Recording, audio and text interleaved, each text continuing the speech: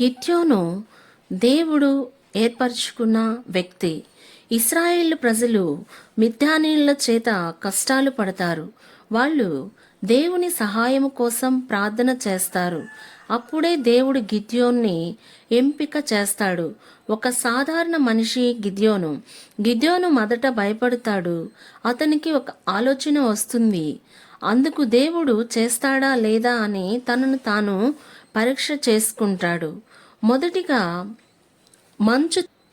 మంచుతో బట్ట తడిచిపోవాలి, నేల ఆరి ఉండాలి.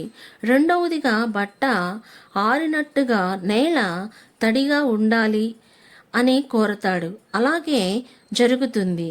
దేవుడు గిద్యోను ఎలా అడుగుతాడో అలా దేవుడు చేస్తాడు.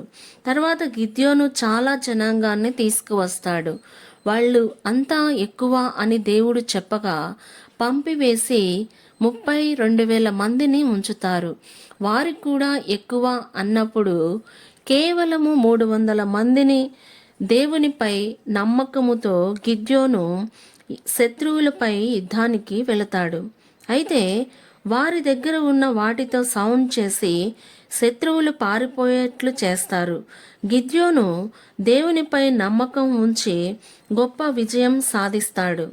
దీనిలో నీతి, మనం ఎంత బలంగా ఉన్నామో కాదు, దేవునిపై నమ్మకం, విధేయతే ముఖ్యం. ఆమేన్.